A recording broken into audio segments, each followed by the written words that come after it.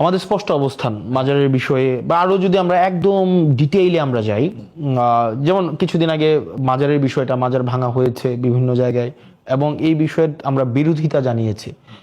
আমার ব্যক্তিগত জায়গা থেকে আমার ব্যক্তিগত পছন্দকে আমি সামগ্রিকভাবে চাপিয়ে দেওয়ার পক্ষে আমি না, বা আমরা না। যে পছন্দ করে সে মাজারে যাবে, যে পছন্দ করবে সে মাজারে, যদি অপছন্দ করবে সে মাজারে যাবে না। কিন্তু মাজারকে আক্রমণ করা, আরেকজনের পছন্দকে হচ্ছে আপনি রেগুলেট করা, সেন্সর করা, এই অধিকার আপনার নাই। আপনার যদি পছন্দ না হয় আপনি মাজারে যাবেন না। আপনার পছন্দ হইলে আপনি মাজারে যাবেন। কেউ যদি মাজারকে পছন্দ করতে না চায় তাকে জোর করে চাপিয়ে দেওয়া যাবে না। আর কেউ যদি মাজারে যেতে চায় আবার তাকে না যেতে বাধ্য করা যাবে না। এটা হচ্ছে আমাদের পজিশন। তো সেই জায়গা থেকে যারা মাজারপন্থী আছে তারা মাজারে তাদের যে অ্যাক্টিভিটি সেটা যথাযথভাবে পরিচালনা করার সম্পূর্ণ ইখতিয়ার তাদের আছে। আবার যারা মাজার পছন্দ করে না তাদেরকে চাপিয়ে দেওয়ার ইখতিয়ারও কারণ নেই। এটা হচ্ছে আমাদের স্পষ্ট অবস্থান। মা বাবারে পায়ের মধ্যে চুমা দিলে কি সেজদা হবে? জি না। উস্তাদকে পায়ের মধ্যে চুমা দিলে কি সেজদা হবে? জি না। তাইলে কদম বসিও বুঝে না, সেজদাও বুঝে না, একটার মধ্যে আরেকটা লাগাইয়া দে। আর আমরা কোনোদিনও ওয়াজে বললাম না যে আমরা সেজদা করি, ওলি আল্লাহর মাজারে গিয়ে সেজদা করি, কাউকে উৎসাহ করেছি, এরকম ইতিহাস কি আছে? জি না। না থাকার পরে এক শ্রেণীর মানুষ আমাদের আহলুস সুন্নাত ওয়াল জামাতকে মাজার পূজারি ট্যাগ দিয়া রাষ্ট্রযন্ত্র থেকে যখন দূরে সরাইবার পরিকল্পনা গ্রহণ করেছে, তখন আহলুস সুন্নাত ওয়াল জামাত সীসা ঢালা প্রাচীরের চাইতে আরো শক্তিশালী হয়েছে। আহলুস সুন্নাত ওয়াল জামাত বানের জলে বেশি আসা কচুরি পানা নয়। আহলুস সুন্নাত ওয়াল জামাতের CSBSRH আছে। এই দেশে ইসলাম এনেছেন আল্লাহর ওলিগণ। কথা বলেন ঠিক কি না বলেন? এই দেশে ইসলাম এনেছে কারা? ওলি আল্লাহরা। ওলি আল্লাহ ছিল, ওলি আল্লাহ আছে, ওলি আল্লাহ কিয়ামত পর্যন্ত হবে। চালাও সে পথে যে পথে তোমার প্রিয়জন গিয়েছেন চলি। আল্লাহর ওলিদের জবান থেকে আমরা দ্বীনের কথা শুনেছি, কোরআনের কথা শুনেছি, ইসলামের কথা শুনেছি, নবী পাকের মহব্বতের কথা শুনেছি।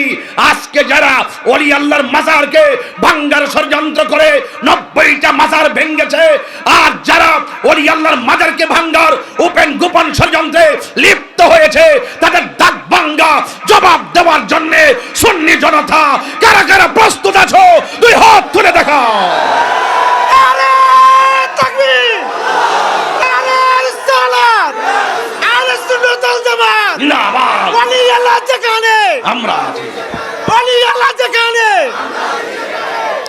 আমার ভাইরা,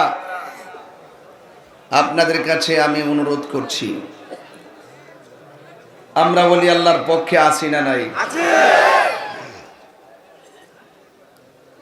আমরা কি ওলি আল্লাহর মাজারে গিয়ে সাজদা করি? ওলিকে কি খোদা মনে করি? তো ওই ডাব্লিউ মৌলবীরা ওরা আমাদেরকে লাগাতার বলে আমরা মাজার পূজারি। আল্লাহ কয় ওয়া মাকারু ওয়া মাকারু আল্লাহ ওয়াল্লাহু খায়রুল মাকিরিন ইন্না বাতশা রাব্বিকা লাশাদীদ। আমার ধরা অনেক শক্ত। তোরা যখন মাজার পূজারি বলা শুরু করেছস, তোমাদেরকে কিন্তু আল্লাহ পাক মন্দির পর্যন্ত পৌঁছাই দিছে। এগুলা ভোট পাওয়ার ধান্দা, আর কিছু না। এতদিন হিন্দু প্রীতি কোথায় ছিল? এই দেশে হিন্দুদের সম্প্রীতির সুরক্ষায় যদি কেউ কথা বলে থাকে, আমি বলছি, বারবার বলছি, হিন্দু মন্দিরে যাবে, বুদ্ধ পেগোডায় যাবে, খ্রিস্টান গির্জায় যাবে, মুসলমান মসজিদে যাবে, যার যার ধর্ম পালন করবে, কেউ কাউকে হস্তক্ষেপ করবে না। এটার নামই হলো ইসলাম। 32টা জাতির ভিতরে জিহ্বাটা যেমন নিরাপদ, এর চাইতে অন্যান্য ধর্মের মানুষগুলো তোমার কাছে আরো নিরাপদ থাকতে হবে। এই কথাগুলো সুন্নিরা বলেছে। সুন্নিদের কাছে দেশ নিরাপদ, সুন্নিদের কাছে অন্য ধর্মের মানুষগুলো নিরাপদ, সুন্নিদের কাছে ধর্ম নিরাপদ, সুন্নিদের কাছে সার্বভৌমত্ব নিরাপদ। যারা আজকে দেশপ্রেম দেশপ্রেম বলে, এদের ভিতর দেশপ্রেম নাই। যারা হিন্দু প্রীতি মন্দিরে গিয়ে প্রসাদ খেয়ে বলতেছে রোজার পূজায় এক কথায়, এরা হিন্দুদের ভোট নেওয়ার জন্য পলিসি করেছে। মূলত তারা হিন্দুরা আপন না।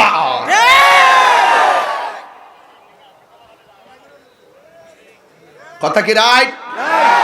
কথা কি রাইট? এখন বলবেন হুজুর সারা জীবন ওয়াজ করছেন, এখন দিয়ে ওয়াজ এসে রাজনীতি মারাইছেন। আপনি বলতে পারবেন এটা রাজনীতির আলোচনা? এটা কি রাজনীতির আলোচনা? আমার কথা হলো, আপনি ধর্মের কথা বলবেন, ধর্মের ব্যাখ্যায় কথা বলেন। আপনি যখন অপব্যাখ্যা করবেন, ষড়যন্ত্র করবেন, মানুষকে মিসগাইড করবেন, তখন আমি যখন দেখব আপনার কথাটা ধর্মের সাথে সাংঘর্ষিক, আমি পারিপার্শ্বিক কথা বলবোই। রাইট? এই বাংলাদেশের 42টা রাজনীতি দলের কারোর সঙ্গে আমাদের কোনো শত্রুতা, কেউ আসবে, কেউ দেওয়ার মালিক কেডা, নেওয়ার মালিক কেডা? তো আমি চিল্লাইতাম দু, আমি তো তাদের কথা বলি যারা বলে কবরে যাওয়ার পরে প্রশ্ন করব তোমার দলের নাম কি। আবার কিছু মহিলা পাঠা বাড়ি বাড়ি ভোটার যায় হাসর মাঠে নাকি জিগাইব তোমার মার কাড়া কি। এটা কি জুতার ব্যবসা না ধর্ম ব্যবসা? জুতার ব্যবসা। এই তাহিরি এখনো বাচ্চা রয়েছে তো, অনেকে তো মনে করছে যে আইসে এবার হের খবর আছে। আরে বেটা, 24 ঘন্টা মৃত্যুর জন্য প্রস্তুত থাকি। লাল চক্ষুকে ভয় পেয়ে তাহিরি কথা বলে না, কারণ তাহিরিদের চোখের মধ্যে আছে মদিনাওয়ালার সবুজ গম্বুজের দৃশ্য মুবারক। রাইট?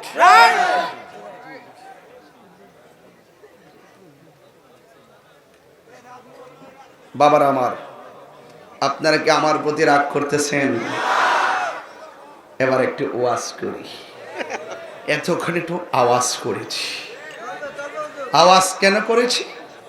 আপনাদেরকে সতর্ক করার জন্য। টাকা চুর, জুতা চুর বহুত বালা, কিন্তু ইমান চুর বড় ভয়ঙ্কর। ইমান চুর ভয়ঙ্কর। চলছে বলবো নাকি আবার অন্য কিছু বলবেন? চলছে। মাশাআল্লাহ, ঠিক আছে, মেহমানদারি ঠিক আছে, 100 চলছে। ধর্ম নিয়া বাড়াবাড়ি গো, ধর্ম নিয়া বাড়াবাড়ি, আগুন ইমানের বাজার, থাইকো হুঁশিয়ারে মুমিন, থাইকো হুঁশিয়ারি। ঠিক কিনা? উম্মত হবে 73 দল, 72 দল যাইবের তল, বলিয়াছে নবী দনে, দেখ না হাদিস কোলে। বর্তমানে ডাব্লিউর দল, কি দল? ডাব্লিউ দল। আমি নাম দিছি নতুন, কি ডাব্লিউ। আমি কি কারো নাম বলেছি? ডাব্লিউর ব্যাখ্যা করেছি? তাহলে তোমার জলে কেন? তাহলে বুঝতে হবে ডাল মে কুছ কালা হে। বর্তমানে ডাব্লিউর দল, দেশটা গেছে বরে। ওরে যুক্তি তর্কে সরল মনা, যুক্তি তর্কে সরল মনা, লোকের ইমান চুরি করে, তাই কো হুঁশিয়ারে মুমিন, তাই কো হুঁশিয়ারে। ঠিক কিনা?